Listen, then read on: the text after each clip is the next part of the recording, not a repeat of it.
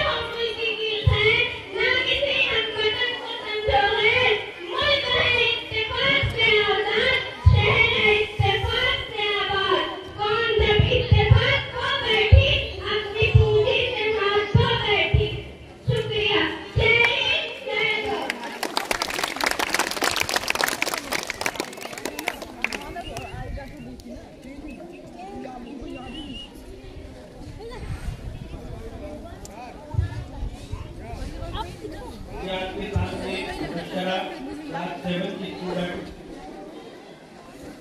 इस दिन की अहमियत के बारे में बता रही थी और इन्होंने एक बहुत अहम बात बताई इस दिन के हवाले से। एक दिन हमारा संविधान लागू हुआ। मैं कंफ्यूजन दूर कर दूं, लोगों को लगता है कि एक दिन संविधान बना था। ये संविधान दिवस नहीं है, संविधान इस दिन नहीं बना था। हमें प्रोग्राम में करेंगे जिसमें क्वेश्चन आंसर के जरिए से हमारे बच्चे करेंगे और संविधान के बारे में कुछ ऐसी मालूमात आपको देंगे कि शायद हमारे लिए नहीं हो। संविधान इस दिन नहीं बना था, बल्कि संविधान दिन लागू हुआ था।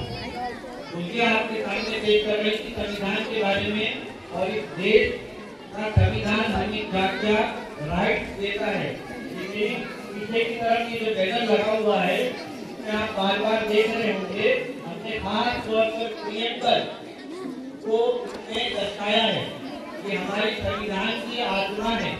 इसके अंदर आप देखेंगे कि इसके अंदर संविधान का सोच भी लिखा गया है और उसके मकासद भी लिखे गए हैं और ये वो मकासद हैं जो हमारे संविधान को दुनिया का सबसे खूबसूरत संविधान बनाते हैं। मैं को एक मरतबा पढ़कर आपको सुनाना चाहूँगा।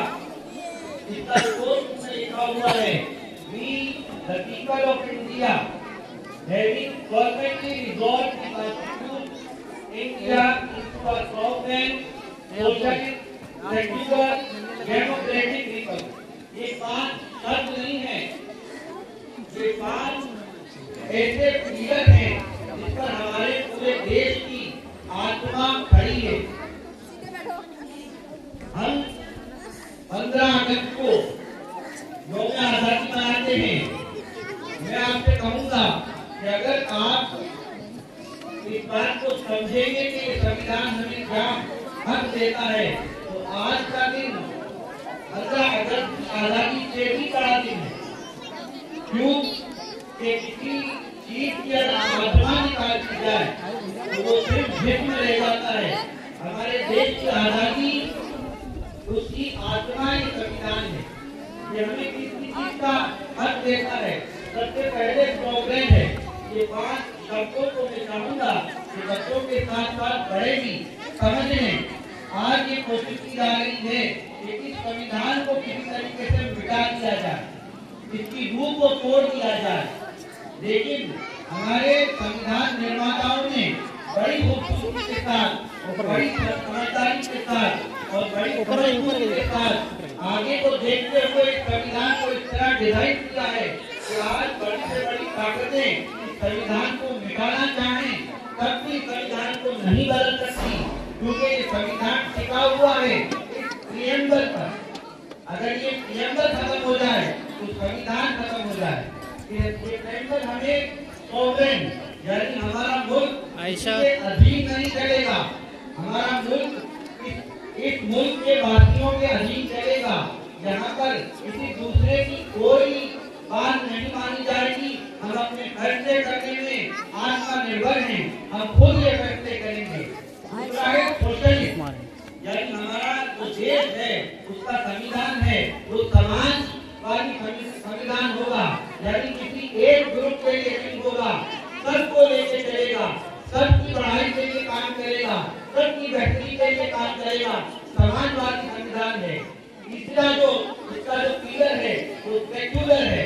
सेक्युलर का मतलब होता है धर्म के खिलाफ नहीं, बल्कि हमारा सेक्युलरिज्म जो है रशिया की तरह का सेक्युलरिज्म नहीं है, न ही ये फ्रांस की तरह सेक्युलरिज्म है। फ्रांस का जो सेक्युलरिज्म है वो धर्म के अपोजिट खड़ा है। वहाँ पर धार्मिक कार्यक्रम करना एक तरीके से पब्लिक में ये खिलाफ कानून है। हमारा सेक्युलरिज्म पॉजिटिव सेक्युलरिज्म है। गांधी जी और नेहरू जी का सेक्युलरिज्म है जो ये कहता है कि धर्म हमारे स्टेट का कोई धर्म नहीं होगा, कोई मजहब नहीं होगा, लेकिन हमारे फर्ज को, लोगों को इस बात का पूरा अधिकार है कि वो जिस मजहब को चाहें इख्तियार करें, प्रोपेगेट करें। सिर्फ एक चीज का ध्यान रखें कि किसी पर अपने मजहब को थोपे नहीं। तो ये धर्म के खिलाफ नहीं है, बल्कि पॉजिटिव सेक्युलरिज्म है। ये हमें अधिकार देता है, हम जिस धर्म को चाहें अच्छा समझें उसको अपनाएं, लोगों के सामने पेश करें, लोगों के सामने प्रोपेगेट करें। बस एक बात का ध्यान रखें कि अपने धर्म को किसी दूसरे के धर्म के ऊपर थोपे नहीं। इसके बाद डेमोक्रेटिक आता है।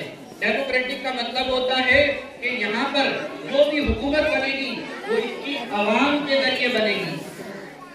यहाँ के लोग उस हुकूमत को बनाएंगे, कोई दूसरा व्यक्ति, कोई एक समुदाय इस मुल्क के संचालन को नहीं चलाएगा। ये डेमोक्रेटिक मुल्क होगा। और इसके बाद जो आखिरी शब्द है वो ये आज के दिन का से उसका ताल्लुक है, रिपब्लिक यानी गणतंत्र होगा। लोग डेमोक्रेटिक और गणतंत्र को एक समझते हैं। गणतंत्र का मतलब है कि हमारा मुल्क किसी खास समुदाय के हिसाब से नहीं चलेगा, किसी पॉलिटिकल पार्टी के एजेंडे के हिसाब से नहीं चलेगा, बल्कि हमारे संविधान की आबरू के हिसाब से चलेगा। जो हमारा संविधान है उसके हिसाब से चलेगा। कोई पॉलिटिकल पार्टी चाहे वो कितनी ही पावर में आ जाए, कोई हिंदुस्तान का प्राइम मिनिस्टर ही क्यों ना बन जाए, हमारे संविधान के हिसाब से हमारे देश को चलाना होगा। हमारी अदालतें इसी संविधान का ओथ लेती है। हमारे जो भी लीडर किसी भी ओहदे पर पहुंचते हैं वह प्राइम मिनिस्टर ही क्यों ना हो, इसी संविधान का ओथ लेता है। वो इस बात के बाउंड है कि वो इस देश की रक्षा करेंगे और इस संविधान को लागू करेंगे। ये वो 5 पिलर हैं जो इसकी आत्मा दर्शाते हैं। और इस पिलरों में छेड़छाड़ करना कोई मुमकिन नहीं है। सिर्फ इसमें इंदिरा गांधी के समय एक तब्दीली की गई थी जिसके अंदर सोशलिज्म को शुरू किया डाला गया था कि ये सोशलिस्ट मुल्क होगा, लेकिन इसमें तब्दीली करने का एक कानून है कि इसमें तब्दीली आप उसी वक्त कर सकते हैं, वही चीज दाखिल कर सकते हैं जो इसकी आत्मा के खिलाफ ना हो। ये एक ही कंडीशन है कि जिसने आज संविधान को हमारे लिए एक बहुत बड़ी नेमत बना के रखा है। और मैं आपसे यकीन से कहता हूँ और पूरी जिम्मेदारी के साथ कहता हूँ कि हमें इस संविधान की अहमियत का वो एहसास नहीं है जो ये संविधान के जरिए हम पर जो बहुत बड़ा इस आलम के परवरदिगार का कर्म है कि हमें ऐसा संविधान दिया। इसके बाद हम आते हैं इसके ऑब्जेक्टिव प्रिंसिपल के पर। इसके ऑब्जेक्टिव क्या है, इसके मकासद क्या है? जस्टिस, इसका पहला ऑब्जेक्टिव प्रिंसिपल है यानी इंसाफ, और वो सबको इंसाफ एक जैसा मिले। उसका कोई भी मजहब हो, कोई भी पंथ हो, कोई भी लैंग्वेज हो, वो किसी भी समुदाय से ताल्लुक रखता हो, अदालतें इस बात की बाउंड है कि उसको इंसाफ दे और वो इंसाफ एक जैसा हो। ऐसा नहीं हो सकता कि किसी एक को तो दूसरा हुक्म दिया गया और दूसरे को दूसरा इंसाफ दिया गया। आज अदालतें इस कानून की पाबंद है कि वो हिंदुस्तान के हर नागरिक को उनके साथ इंसाफ करे। दूसरा लिबर्टी, ये लिबर्टी हमें आजादी देती है। इस बात की आजादी, हमारे नजरियात रखने की आजादी।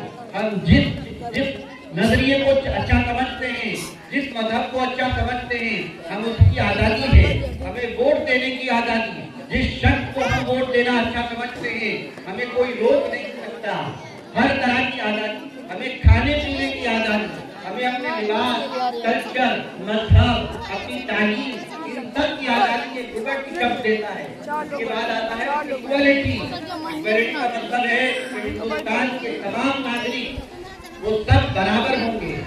किसी को भी किसी भी चीज में ऊंचा या नीचा मकान हासिल नहीं होगा, सब बराबर होंगे। इसके बाद फ्रेटर्निटी यानी भाईचारा। इसका इस संविधान का एक आखिरी मकसद ये है कि हिंदुस्तान क्योंकि रंग लोगों से भरा हुआ है, किसी एक समुदाय का मजहब नहीं है, किसी एक व्यक्ति के आराम में नहीं चलेगा। इसलिए यहाँ पर जो कुछ भी अपनाया जाएगा वो इस बात को ध्यान में रखे अपनाया जाएगा कि यहाँ के लोगों के अंदर मोहब्बत कायम रहे, एक दूसरे के साथ भाईचारा कायम रहे। ये वो मकासद हैं जिस पर हमारा पूरा संविधान टिका हुआ है।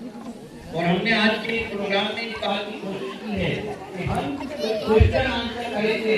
अभी प्रोग्राम कार्यक्रम चलेगा, हमारे बच्चे आपको बताएंगे कि संविधान तारीख क्या है, इसकी हिस्ट्री क्या है, वो कब बना, कितने लोगों ने कुर्बानी दी। आमतौर पर हम जब संविधान की बात करते हैं तो एक ही नाम सामने आता है, ये डॉक्टर अम्बेडकर जी ने, जो भीमराव अम्बेडकर जी ने संविधान बनाया। इसमें कोई शक नहीं है कि डॉक्टर अम्बेडकर की दूरदर्शिता और उनकी मेहनत में बहुत बड़ा योगदान है। लेकिन खाली डॉक्टर अम्बेडकर जी ने संविधान को नहीं बनाया। खाली क्वेश्चन और आंसर पर को छोड़ते हैं। आप उस पेपर को जरूर कीजिएगा, हम बीच में बच्चों से सवाल करेंगे एक संविधान के बारे में, हिस्ट्री के बारे में, और आपको जानकर बड़ी खुशी होगी कि हमारे बच्चों ने पूरी जबरदस्त तैयारी की है। अब इस संविधान की व्याख्या के बाद, लेकिन आपके सामने संविधान के बारे में जो बात बताई गई, आप कीजिएगा कि यहाँ से जाने के बाद जब भी आपको वक्त मिले और हमारी खवातीन जो बैठी हैं उनसे भी गुजारिश कि अपनी संविधान समझ पैदा कीजिए कि आपका संविधान आपको क्या वजूद देता है। अभी आपने देखा था शाहीन बाग के अंदर हमारी औरतों ने जो कुछ किया वो इस संविधान का हुआ था, संविधान का उनको हक मिला हुआ था। उन्होंने दुनिया को एक मरतबा फिर बता दिया हिंदुस्तान पर किसी एक ग्रोह का राज नहीं है, हिंदुस्तान हम सबका है। हिंदू, मुस्लिम, सिख, ईसाई और जितने भी पंथ हैं उन सबका है। हर एक को हिंदुस्तान में उतना ही अधिकार है, किसी को किसी से कम अधिकार नहीं है।